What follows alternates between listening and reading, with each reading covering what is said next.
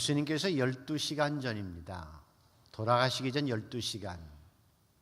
여러분 12시간 전이라고 하면 뭘 하시겠습니까? 근데 이 긴박한 순간에 예수님께서 행하신 일 두 가지 하시죠. 조그만 마룻방에서, 다락방에서 제자들과 식사를 하시죠. 그걸 만찬이라고 그러죠. 떡을 떼어서 주시면서 이거는 너희를 위해서 찢는 내 몸이다. 포도주를 나누어 주시면서 이것은 너희를 위해서 흘리는, 너의 죄를 위해서 흘리는 내 피다. 그리고 만찬 속에서 십자가의 사건을 미리미리 말씀하셨습니다. 그리고 식사 도중에 또 한 일이 수건을 직접 들으시 대야를 가져다가 제자들의 발을 씻기신 일이죠. 정말 있을 수 없는 일이 있었던 겁니다. 종이 주인의 발을 씻겨야 되는데 감히 예수님께서 제자들의 발을 씻기신 일이십니다.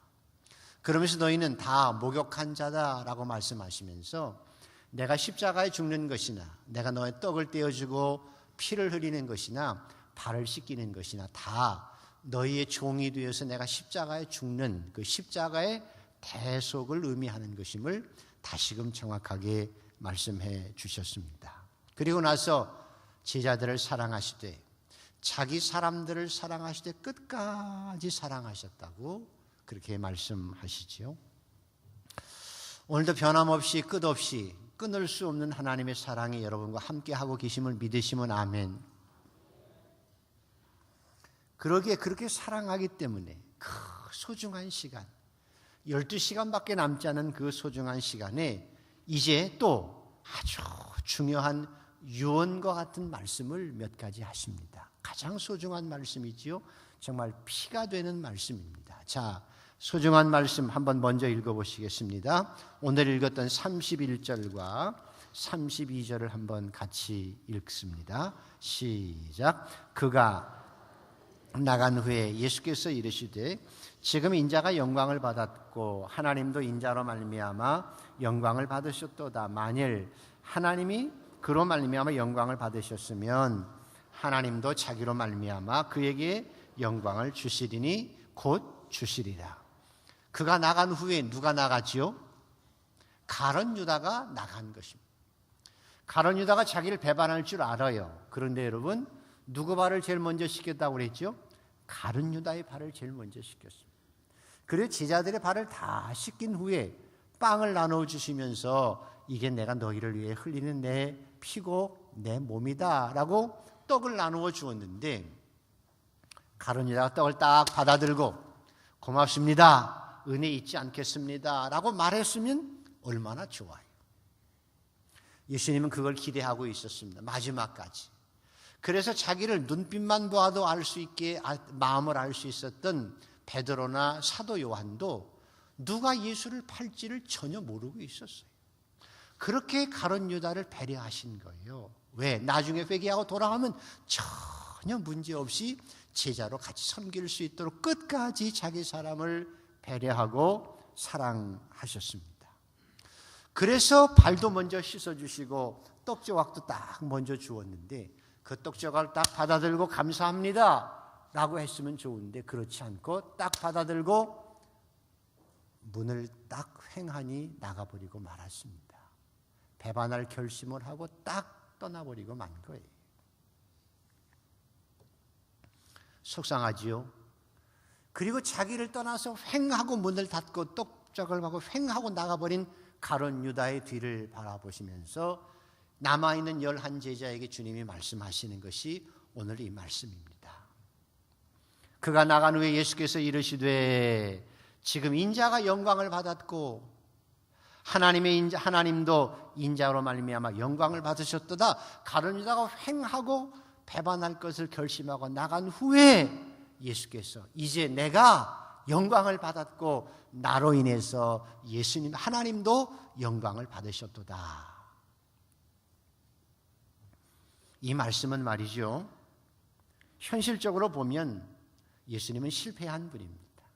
자기 제자에게 배신당해 팔리는 분이 얼마나 안타깝겠습니까? 그리고 또 조금 있으면 십자가를 지고 인간이 당할 수 있는 가장 최고의 치욕과 모욕을 당하면서 그것도 십자가에 죽으시는 그 사건이 바로 앞에 12시간 전에 있습니다.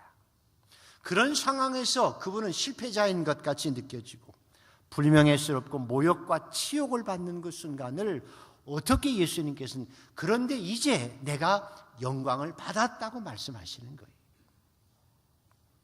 그것은 바로 가룟 유다가 배신할 것을 작정하고 나간 그 순간, 이제 예수님에게는 모욕적이고 치욕적인 거지만 십자가가 시작된 것입니다. 인류를 대속하기 위한 십자가가 시작되어진 것입니다. 이제 그가 붙잡혀서 모욕을 당하고 침뱉음을 받고 십자가에 죽게 되어질 것입니다. 하나 남김없이 다 돌아가시고 치욕을 당하는 그 순간이 되면 그래서 다 이루게 될 것입니다. 무엇을 이루게 될까요? 하나님이 세상을 이처럼 사랑하 독생자를 주셨으니 이는 저를 믿는 자마다 멸망치 않고 영생을 얻게 하셔 하십니다. 예수님이 십자가에서 달려 돌아가시는 그 순간 천국의 문이 열려지는 것입니다. 멸망받았던 사람들이 영원한 생명으로 돌아오는 역사가 일어나게 되어질 것입니다. 그래서 예수님께서 그 십자가 사건이 시작되었기에 본인에게는 치욕적인 일이지만 고난이지만 그것이 자기에게 결국은 영광이 되고 그것을 통해서 하나님의 위대한 구원의 역사가 이루어지기 때문에 십자가를 통해서 하나님께서도 영혼을 구원하는 영광을 얻으셨다고 말씀하신 것입니다. 사랑하는 성도 여러분, 저와 여러분이 신앙생활하면서 때로는 어려울 때가 있습니다. 내가 잘못해서 고통받는 거야. 그냥 내가 잘못했으니까 하고 후회하고 열심히 하면 되지만 내가 잘못하지 않았어요.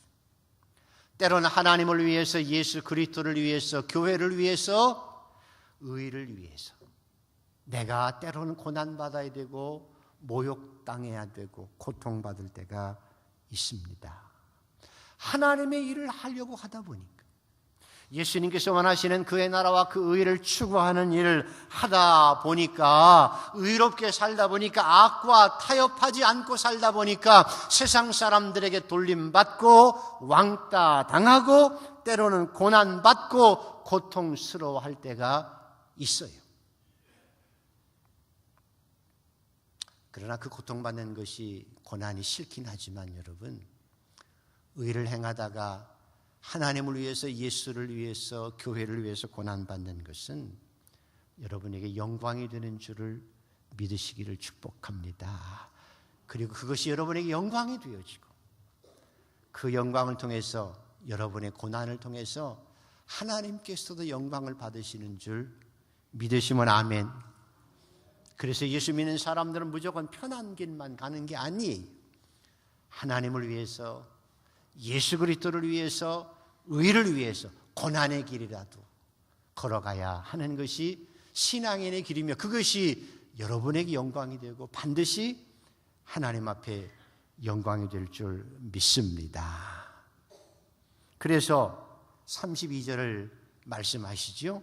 자, 다시 한번 읽습니다. 시작. 만일 하나님이 그로 말미암아 영광을 받으셨으면 하나님도 자기로 말미암아 그에게 영광을 주시리니 곧 주시리라. 예수님께 십자가에 죽으시고 나서 그냥 영원히 무덤에 머물지 않아요. 3일 만에 부활하십니다. 이걸 예수님은 아셨기 때문에 이제 하나님께서 내가 하나님 앞에 영광을 돌려서 영혼을 구원하고 천국의 문을 열게 하신 그 하나님께서 그래서 이제 나를 죽음에 버려두지 아니하시고 나를 반드시 부활하게 하실 것인데 곧 나에게 부활을 주실 것이고 그리고 승천을 통해서 하나님 보좌 우편에 앉게 하시며 모든 무릎을 그 무릎 앞에 꿇게 하시는 영광을 주실 것이다. 곧 주실 것이다. 라고 제자들에게 말씀합니다. 여러분도 이 영광의 자리에 참여하는 주인공들이 되기를 축복합니다. 그래서 또다시 제자들에게 말씀하죠. 사랑스러운 말로 말씀하십니다. 자, 33절을 한번 읽습니다. 시작. 작은 자들아, 내가 가는 곳에 죄송합니다. 내가 아직 잠시 너희와 함께 있겠노라. 너희가 나를 찾을 것이나 일찍이 내가 유대인들에게 너희는 내가 가는 곳에 올 수 없다고 말한 것과 같이 지금 너희에게도 이르노라. 유대인들은 하나님의 나라에 갈 수가 없어요. 예수 그리스도를 통해서만 하나님 앞에 갈 수 있기 때문입니다. 그래서 지금 너희가 나와 함께 천국에 오지는 못할 것이지만 나중에 천국에서 나를 만나게 될 것이라고 확신을 주시고 계십니다. 사랑하는 성도 여러분, 이것이 여러분에게 가장 큰 복임을 믿으시기를 축복합니다. 우리가 나중에 저와 여러분이 예수님 앞에서 천국에서 예수님을 만나 뵐 것을 믿으시면 아멘. 이것이 가장 큰 축복입니다.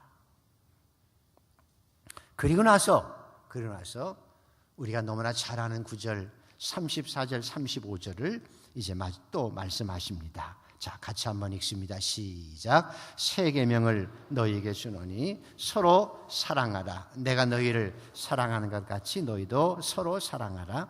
너희가 서로 사랑하면 이로써 모든 사람이 너희가 내 제자인 줄 알리라. 그랬습니다.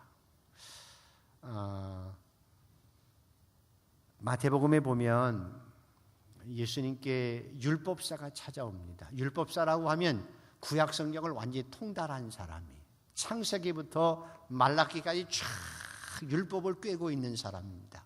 어디에 무슨 말씀이 있고 하나님의 말씀이 무엇인지를 다 알고 있는 사람을 율법사라고 얘기하죠. 이분이 와서 예수님을 시험해서 이렇게 묻습니다.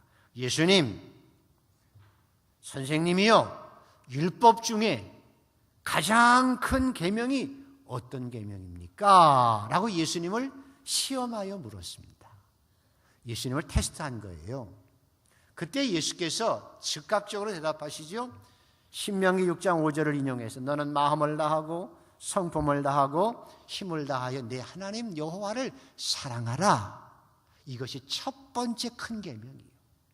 두 번째는 레위기 19장을 인용하셔서 원수를 갚지 말며 동포를 원망하지 말며 이웃 사랑하기를 내 몸과 같이 하라. 나는 여호와니라. 네 이웃을 내 몸과 같이 사랑하라. 이것이 두 번째 큰 계명이다. 그래서 내 하나님을 마음을 다하여 뜻을 다하여 성품을 다하여 힘을 다하여 하나님을 사랑하고 내 이웃을 내 몸처럼 사랑하는 것이 율법의 전체이고 선지자가 우리에게 얘기한 모든 것을 함축한 말, 너는 하나님을 사랑하고 이웃을 내 몸처럼 사랑하라. 이것이다. 라고 답변하셨을 때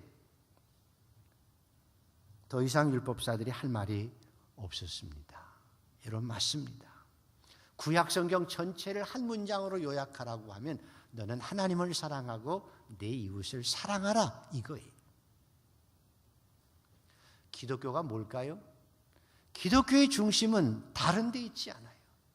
다른 많은 일도 하는 단체들도 많지만 가장 중심은 너는 하나님을 사랑하라, 이웃을 사랑하라. 이것이 기독교예요. 이것이 교회예요. 이것이 신앙이니. 그래서 구약 전체는 예수님이 말씀하신 것처럼 딱 한 문장으로 요약되는 거예요. 너는 마음을 다해 힘을 다해 뜻을 다해서 하나님을 사랑하라. 내 이웃을 내 몸처럼 사랑하라. 이것이 구약 성경의 전체의 핵심입니다. 그래서 여러분이 항상 성숙해지는 신앙인으로 점검해야 될 부분이 바로 이것입니다. 신앙생활하면서, 교회 생활하면서, 직장 생활하면서, 또 교회에서 봉사하면서 예민하게 점검해야 될 부분이 과연 나의 예배가, 나의 봉사가, 내가 드리는 헌금이, 내가 드리는 기도가 정말 하나님을 사랑하고 이웃을 사랑하는 것에서 나온 것인지, 아니면 내 욕심을 채우거나 나 자신을 드러내려고 하는 이기심에서, 교만에서 나온 것인지를 항상 점검해야 하는 것입니다. 우리가 예배 드리는 것은 나의 만족을 위해서 드리는 것이 아닙니다. 성경 공부하는 것도 내 지식을 높이기 위해서, 내가 성장하기 위한 것, 그건 아닙니다. 봉사하는 것도 내 만족을 위해서, 나 자신을 드러내는 것도 결코 아닙니다. 가장 중요한 것은 내가 예배를 드리는 것이나 기도하는 것이나 봉사하는 것이나 다 가장 밑에 있는 동기가 내가 하나님을 사랑하기 때문에 예배드리는 것이고, 내가 하나님을 사랑하는 것이 사랑하기에 기도하는 것이고, 내가 하나님을 사랑하고 이웃을 사랑하는 것이기에 봉사하고 헌신하는 것이 되는 것이 성숙한 신앙인의 모습입니다. 왜냐하면 예수님께서 마태복음의 마지막 심판을 얘기하실 때 어떤 사람이 와서 큰 소리칩니다. 주여! 내가 주의 이름으로 귀신을 내쫓았습니다. 내가 주의 이름으로 능력을 행했습니다. 내가 주의 이름으로 선지자 노릇도 했고요. 내가 주의 이름으로 큰 일을 많이 했습니다. 라고 자랑스럽게 얘기할 때 예수님께서, 근데 나는 너를 모르는데 불법을 행한 자들아 내게서 떠나가라 라고 하셨기 때문입니다. 그 이유는 그들이 능력을 행하고 큰 봉사를 했어도 진정 하나님을 사랑하는 마음에서 하나님의 뜻을 따라 행한 것이 아니라 자기 뜻대로 행했기 때문입니다. 그래서 성경의 구약의 본질은 하나님을 사랑하는 것이고 이웃을 내 몸처럼 사랑하는 것입니다. 이 사랑이 여러분의 삶에 기쁨이 되기를 축복합니다. 그리고 그것이 나의 삶이 되기를 소원합니다. 그런데 이것을 그렇게 다 율법사게 말씀하시고 아시는 예수님께서 재미있는 말씀을 하셨습니다. 오늘 본론인데요. 자, 34절을 한번 읽어보실까요?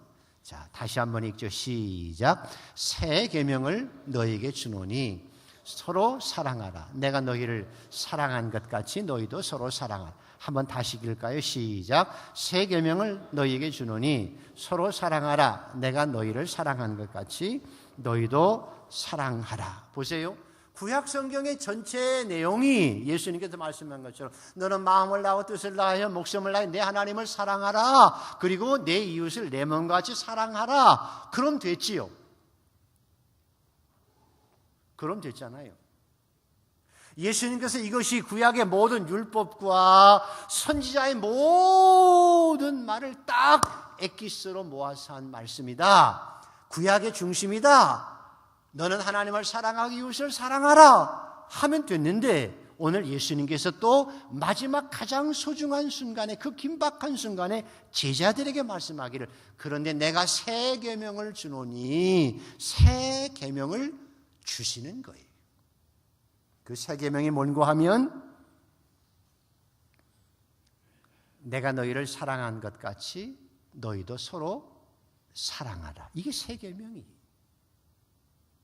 너는 하나님을 뜻을 다해서 목숨을 다하여 마음을 다해 하나님을 사랑하고 내 이웃을 내 몸같이 사랑하라.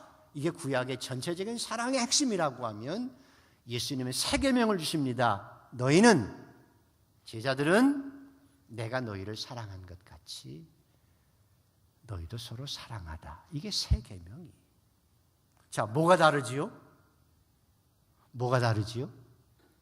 구약을 전체로 함축한 너는 내 하나님을 사랑하고 내 이웃을 사랑하라는 이 말씀과 내가 너희를 사랑한 것 같이 너희도 서로 사랑하라고 하는 말 비교해 보면 뭐가 다르지요? 사랑은 똑같은데 두 가지가 분명히 다릅니다. 예수님의 새 계명은 두 가지가 분명히 다릅니다. 첫 번째가 뭔고 하면 내가 너희를 사랑한 것 같이라고 하는 말입니다. 내가 너희를 사랑한 것 같이 라고 말씀하신 거예요. 왜냐하면 저와 여러분이 예수님을 믿고 하나님을 믿으면서 하나님을 사랑하지 않는 게 아니, 사람을 사랑하지 않는 게 아니, 사랑하긴 하는데 중요한 것은 사랑을 하면서도 어떻게 사랑하느냐?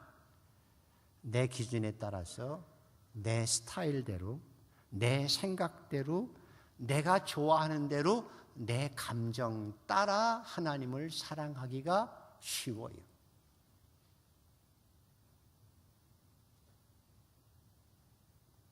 예수님의 세 계명은 내가 너희를 사랑한 것 같이. 근데 우리는 이 땅에 살면서 사랑을 하긴 하되 내 뜻대로, 내 식대로, 내 마음대로, 내 감정 따라 사랑하려고 해요. 신앙생활도 그렇게 하려고 해요. 하나님을 믿는 것도 내 생각대로 믿으려고 해요. 내 좋은 대로 믿으려고 해요. 내 감정대로, 내 생각에 따라서 믿으려고 해요. 내 성격 따라 믿으려고 해요. 내 감정 따라 믿으려고 해요. 그래서 내가 판단해서 이것이 옳다 생각하고 내게 유익이 된다고 하면 행하는 것이고, 내게 유익이 없으면 행하지 않는 거예요. 내 감정이 좋으면 행하는 거예요. 인정받으면 하는 거예요. 인정받지 않으면 모든 걸 다 팽개쳐버리고 마는 거예요. 헌금하는 것도 하고 싫으면 하고 하지 않으면 안 하는 거예요.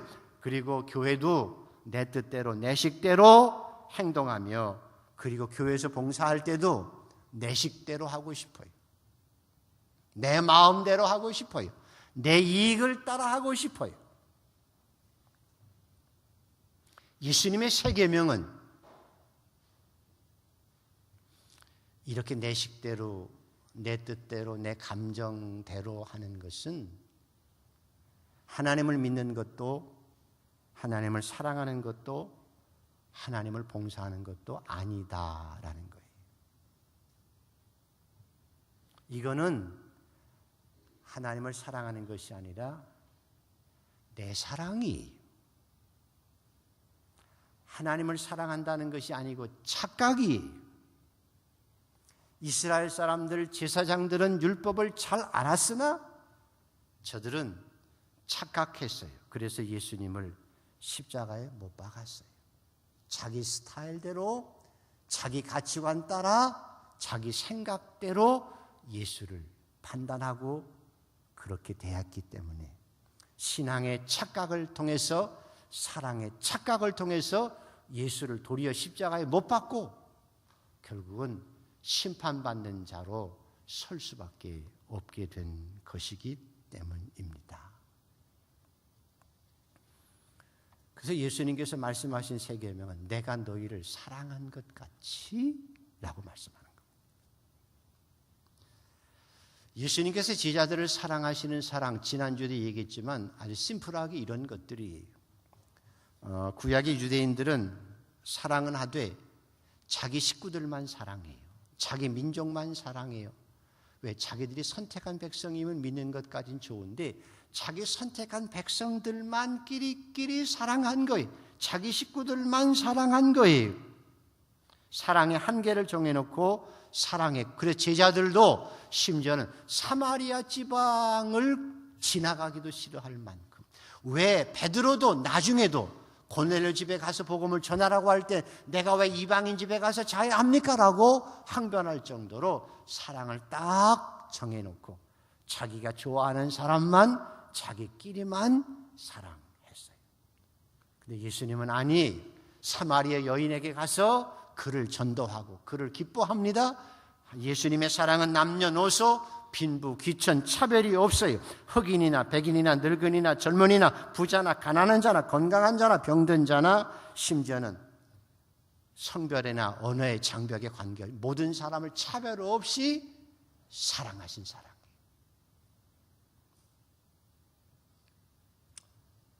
우리는 교회 생활을 하면 할수록 잘못 굳어지게 되면, 잘못 사랑이 변질되게 되면 끼리끼리 사랑하는 데 익숙해지는 거예요. 내가 아는 사람만, 내 후배만, 내 선배만. 예수님은 그런 사랑 아니에요. 그건 자기 사랑이. 예수님은 내가 너희를 사랑한 것처럼 사랑하라고 말씀합니다. 두 번째, 구약에도 사랑이 있지요. 용서합니다. 그러나 형벌이 따르지요. 엄격합니다. 이는 이, 귀는 귀. 죄를 용서하되 그 죄에 대한 채찍과 징계가 있습니다. 안식일을 범하는 자, 우상 숭배하는 자, 부모를 거역하는 자 돌로 쳐 죽여라. 뭐 끔찍하지요. 용서는 하되 벌이 반드시 있습니다. 그래서 예수님을 따라다녔던 베드로가 아주 마음을 넓게 가진다고 예수님께 자랑하며 물어요. 예수님 용서하라고 그러셨잖아요. 그래, 맞아, 용서하라고 그랬지. 그러면 우리가 몇 번씩 용서하면 될까요? 제가 한 7번 정도 형제가 나에게 죄를 지면 용서하면 될까요? 7번 정도. 대단한 겁니다. 이건 대단한 거예요. 7번 용서하는 것 대단한 거예요. 우리 한국 사람은 보통 몇 번 용서하지요? 몇 번? 3-4번? 3-4번 정도도 대단한 거예요. 무슨 3-4번? 한 번도 용서 안 할 수 있는데 7번 용서 대단한 거예요. 그리고 한국인은 3번까지는 봐줄 거야? 그 다음에 뭐예요? 국물도 없어? 근데 베드로는 7번 굉장한 거예요. 근데 예수님께서는 7번 잘하는 거다. 그러나 7번씩 몇 번? 7번씩 몇 번? 하나님께서 자기 사람을 사랑하시면 내가 자녀를 사랑하시 끝까지 사랑하시는 그 사랑, 사랑엔 한계가 없는 사랑, 이것이 새 계명이에요. 내가 너희를 사랑한 것처럼.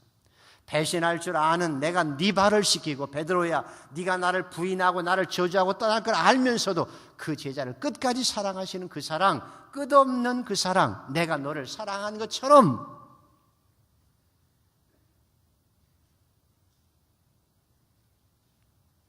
그리고 또 하나는요, 저도 잘 못해요. 바닥에 휴지가 떨어졌으면 어떤 애가 바닥에 휴지를 버리고 가요. 그럼 야야야야, 그 바닥에 휴지 버리면 안 되지. 이러기가 쉬워요. 그래서 우리는 늘 손가락 사랑을 하고 싶어 하고 입으로 그냥 쉽게 사랑하려고 해요. 근데 예수님의 사랑은 그런 사랑 아니에요. 야, 이건 옳다, 이건 그러다, 이게 맞아, 이게 아니고요. 휴지가 떨어졌으면 예수님이 가서 친히 주시는 솔선수범하는 사랑이 예수님의 사랑입니다. 목회자인 저는, 교회 직분자들인 여러분은 솔선수범하는 신앙의 모델이 되어야 돼요. 장로님들은 교회 예배 드리는 일, 기도하는 일, 헌금 드리는 봉사하는 일에 솔선수범해야 되지요. 목회자들도 마찬가지입니다. 예수님께서 행하신 일이 바로 솔선수범해서 내가 너희를 사랑한 것 같이 라고 말씀하시는 겁니다. 여러분 스스로의 사랑이 아니라 예수님께서 여러분을 사랑하신 것 같이 여러분도 사랑하고 살아가는 성도들 되기를 주의 이름으로 축복합니다. 그래서 34절 35절을 한번 다시 읽어볼까요? 자, 같이 읽습니다. 시작. 새 계명을 너희에게 주노니 서로 사랑하라. 내가 너희를 사랑한 것 같이 너희도 서로 사랑하라. 서로 사랑하면 이로써 모든 사람이 너희가 내 제자인 줄 알리라. 요즘에 많이 인터넷에 회자되고 있는 감동적인 스토리가 있습니다. 미국 사법사상 최초 여성 연방 대법관이면 대단하죠. 샌드라 데이 오코너라고 하는 여성 법관 이야기입니다. 이번은 레이건 대통령 때 대법관이 되셔서 종신직이거든요. 대법관은 24년간 법관 생활을 하시면서 그동안 진보와 보수의 균형을 가장 잘 균형 있게 맞춘 대법관으로, 여성으로서 언론과 단체, 세계에서 가장 영향력 있는 여성으로 꼽혀온 여성계의 리더, 법조계의 리더였습니다. 이분은 매우 강인한 분이셔서 유방암이 걸리셔서 치료받을 때도 이 법관직을 계속 수행할 만큼 강인한 여성이셨습니다. 그래서 법정계를 떠난 적이 없는데 이분이 갑자기 그 명예로운 대법관 자리를 딱 내놓고 은퇴를 선언했어요. 은퇴를 선언한 이유가 뭔고 하면 남편을 사랑하기 위해서라고 얘기했어요. 남편이 누군가 하면 유능한 변호사였어요. 같은 로스쿨 출신이고 결혼해서 54년간 같이 살아온 남편인데 이 남편이 변호사 생활을 잘 하다가 알츠하이머, 레이건처럼 알츠하이머 병이 걸려서 요즘 말하면 치매가 걸린 거예요. 남편이 그 사랑하는 남편이 자꾸 기억이 점점 쇠퇴해 가는 거예요. 그러니까 자기가 저 사랑하는 남편과 함께 있어 주어야 되겠구나. 그래서 그를 사랑하는 마음으로 그 법관 자리를 은퇴한 거거든요. 근데 점점 남편이 기억을 잃어가죠. 잃어가요. 나중에는 자기 남편이 자기도 못 알아봐요. 못 알아볼 정도가 됐어요. 근데 더 재미있는 것은 뭔가 하면 요양원에서 치매 요양원에서 남편이 있는데 자기가 갈 때마다 자꾸 기억이 자꾸 줄어들잖아요. 그 나중에는 자기가 왔는데도 저희 할머니도 그러셨거든요. 뉘셔 그렇게 물으시거든요. 누군지 자기가 누군지 몰라요. 근데 너무 재미있는 것은 그 요양원에서 한 여성분을 사귀신 거예요. 그래서 애인이 생겼어요. 애인이 생긴 거. 근데 자기 부인이 찾아가면 이 애인과 함께 손도 잡고 걷기도 하고 둘이 포옹하기도 하고 뽀뽀도 하고 막 그러는 거예요. 자기는 그 남편을 위해서 모든 걸 다 내려놓았는데 요양원에 가서 자기 남편은 자기는 잃어버리고 자기 부인은 잊어버리고 다른 여자와 연애를 하는 거예요. 그리고 막 행복해 하는 거예요. 자, 여러분 어쩌시겠어요? 어쩌실 거예요? 근데 이분의 가정들이 멋져요. 아들이 인터뷰에서 그랬어요. 우리가 기억이 있을 때 아버지를 찾아가면 아버지는 가끔씩 내가 이렇게 살면 안 돼, 죽고 싶어. 그럴 수 있죠. 그렇게 얘기했다는 거예요. 그런데 점점 기억을 잃어가면서 이 여자분을 딱 사귀고 애인이 되면서부터 얼굴이 확 피기 시작하고 너무너무 행복해 하더라는 거예요. 그래서 그 아들이 말하기를 우리 아버지가 마치 청소년들 연애하는 것 같아요 라고 얘기할 정도로 행복해 하다는 거예요. 그것을 보는 샌드라라고 하는 이 부인, 자기는 알아보지 못하지만 그 남편에게 매일 찾아가서 그 여인과 셋이 함께 서로 얘기도 하고 대화도 나누고 밥도 먹으면서 자기 남편이 자기를 몰라보지만 다른 여인을 통해서 정서적으로 행복해하는 그 모습을 보면서 자기도 하나님 앞에 감사하고 자기도 얼마나 좋은지 모른다고 고백을 해요. 내가 사랑하는 남편이었기 때문에 그만큼 사랑할 수 있어요. 내가 사랑하는 아내이기 때문에 그렇게 사랑할 수 있었지요. 근데 오늘 주님은 그 사랑을 넘어서라고 말씀합니다. 어떤 사랑? 그런 인간적인 사랑도 매우 아름답지만 그것을 넘어서는 사랑은 내가 너희를 사랑한 것 같이, 그리고 심지어는 내가 사랑하는 아내이기 때문에 사랑하는 것이 아니고 내가 존경하는 남편이기 때문에 끝까지 사랑하는 그런 남편이었기 때문에 사랑하는 그 사랑을 넘어서서 너희는 남편이 아내를 사랑하는 것만 아니라 서로 사랑하라고 말씀합니다. 그래서 두 번째 가장 강조점은 내가 너희를 사랑한 것처럼 끝없는 사랑으로 일방적이 아니라 서로 사랑하라.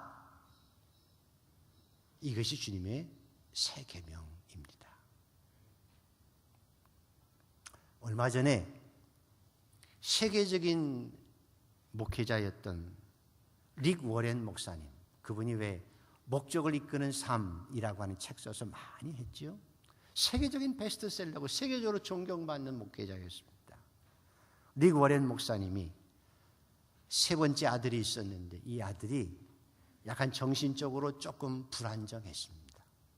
애를 많이 쓰고 기도했는데 27살 때 그만 그걸 이기지 못하고 이 아이가 스스로 목숨을 끊었어요. 명망 있는 목회자로서 눈에 넣어도 안 아플 자식이 그렇게 되어졌을 때 그 아픔이, 그 충격이 얼마나 컸겠습니까?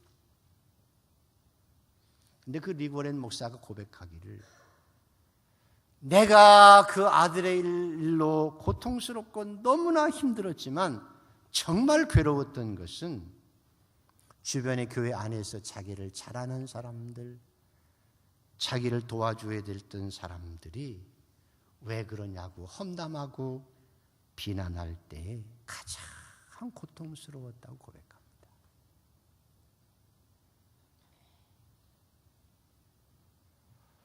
그런가 하면 옆에서 교회 안에서 자기를 격려해주고 위로해주는 사람들, 큰 힘이 되었고 무엇보다도 끝까지 자기를 놓지 않고 위로하시고 사랑하시는 하나님의 끝없는 사랑이 있었기 때문에 다시 일어설 수 있었다고 고백합니다. 여러분 주변을 돌아보면 참 어려운 사람들 많습니다.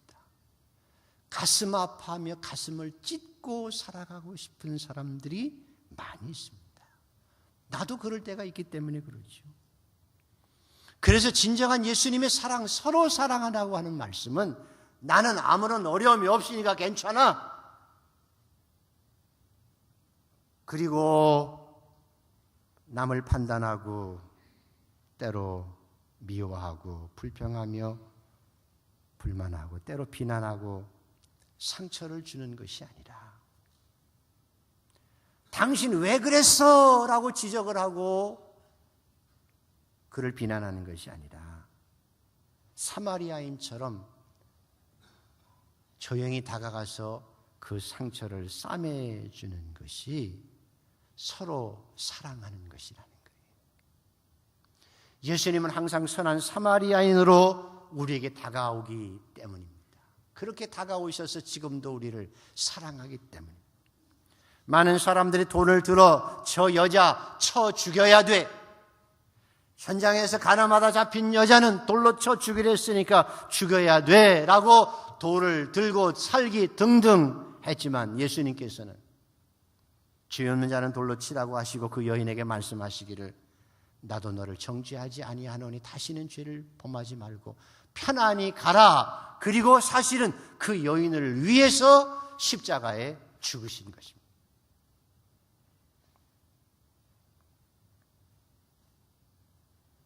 사랑하는 한강의 식구 여러분, 성도 여러분, 여러분의 예배를 드리며 기뻐하고 춤추며 예배드리는 성도들이 되기를 축복합니다.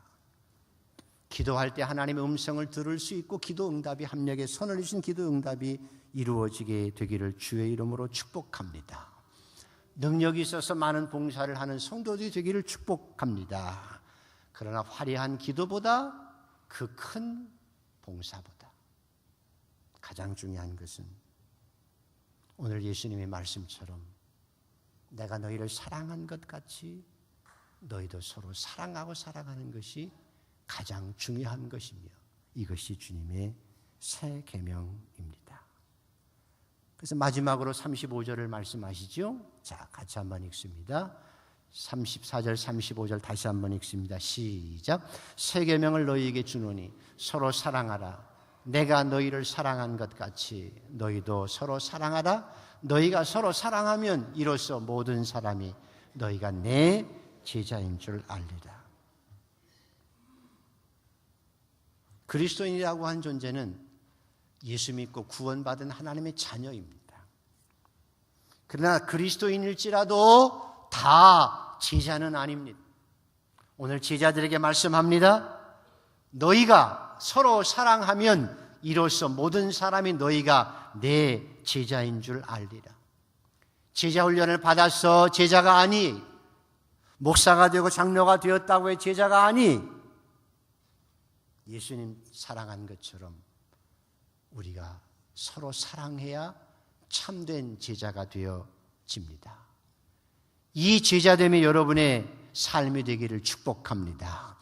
하나님, 나는 제자입니다 라고 말할 수 있는 우리 모두가 되기를 소원합니다. 마지막으로 로마서 5장 8절을 읽어봅니다. 찾아보시죠. 로마서 5장 8절입니다.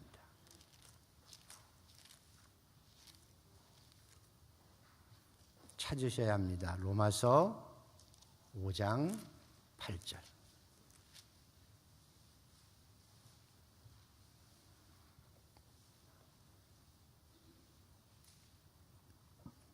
같이 읽습니다. 로마서 5장 8절 찾으셨습니까? 신약성경 245페이지입니다. 자, 같이 읽습니다. 시작. 우리가 아직 죄인 되었을 때 그리스도께서 우리를 위하여 죽으심으로 하나님께서 우리에 대한 자기의 사랑을 확증하신, 다시 한번 읽습니다. 우리가 아직 죄인 되었을 때 그리스도께서 우리를 위하여 죽으심으로 하나님께서 우리에 대한 자기 사랑을 확증하셨느니라. 칼발트는 이 사랑을 창조적 사랑이라고 얘기했습니다. 죄인을 사랑하신 것입니다. 그리고 그 죄인을 의인으로 만들어가는 하나님의 의지적 사랑, 이것을 하나님의 창조적 사랑이라고 얘기했습니다. 손양원 목사님이라고 사랑의 원자탄이라고 하는 책을 읽어보셨을 것입니다. 여순반란 사건 때 목사님이셨는데 공산군으로 공산주의에 몰입된 한 청년이 자기 아들 둘을 죽였어요. 눈에 넣어도 안 아플 자식들을 둘 다 죽인 이 공산주의 몰입된 청년 잡혔지요. 마땅히 죽어야 되고 사형당해야 되고 원수입니다.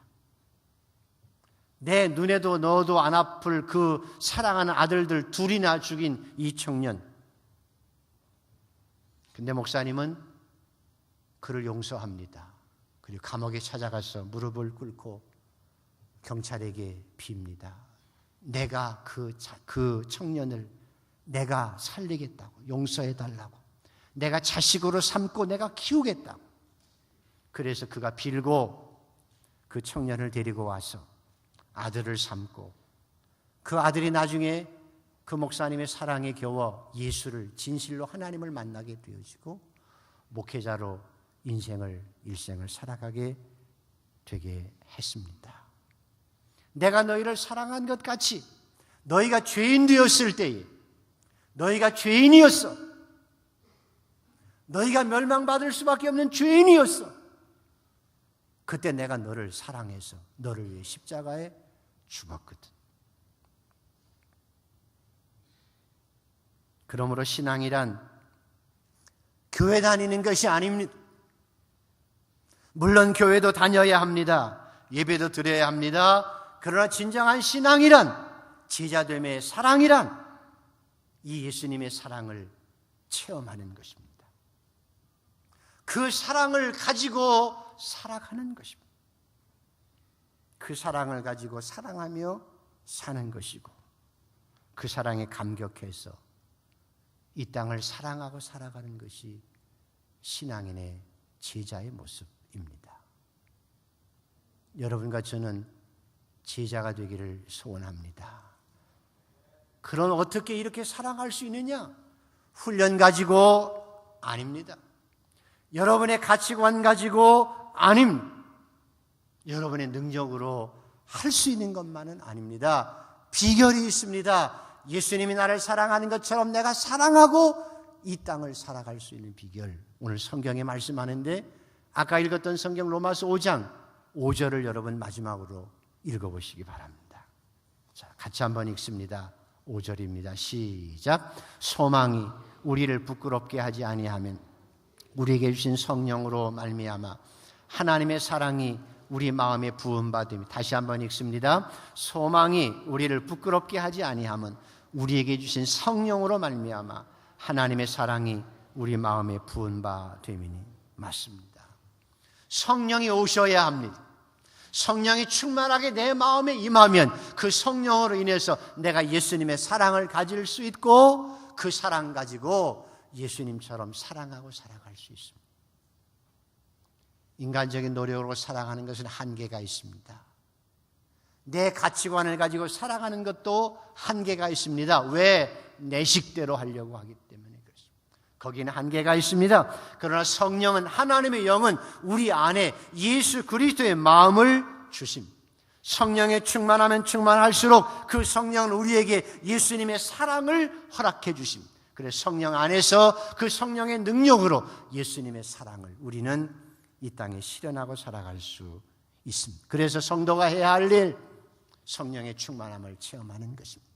성령의 충만함을 날마다 받는 것입니다. 너희는 성령의 충만함을 받으라고 말씀하신 것처럼 우리가 성령의 충만함을 받으면 얼마든지 예수님이 우리를 사랑한 것처럼 우리도 사랑하고 서로 사랑하고 이 땅을 살아갈 수 있습니다.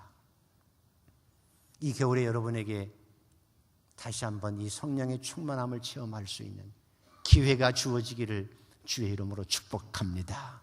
예전에 받았던 그 성령의 충만함을 다시 한번 회복하고 이 성령의 충만함으로 성령의 기름 붓하고 소낙비 부으시는 이 성령의 충만함으로 진정한 사랑으로 이 땅을 살아가는 참된 제자들이 되기를 소원합니다. 말씀을 정리합니다. 예수께서 자기의 사람들을 사랑하시되 끝까지 배신할 줄 알면서도 발을 씻기시는 그 사랑, 그리고 저와 여러분의 새 계명을 주셨습니다. 내가 너희를 사랑한 것 같이 너희도 서로 사랑하라고요. 그러므로 우리는 선한 사마리아인처럼 서로 격려하고 위로하며 이 사랑 가지고 살면서도 나는 하나님의 은혜로 살았을 뿐이며 나는 할 일을 했을 뿐이라고 겸손히 고백할 수 있는 진정한 제자가 되기를 주의 이름으로 축복합니다. 기도하십시다. 자녀됨을 감사합니다. 오늘도 성령의 충만함으로 함께 하셔서 성령의 소낙빛처럼 임하시는 그 은혜로 인해서 내 안에 예수 그리스도의 사랑이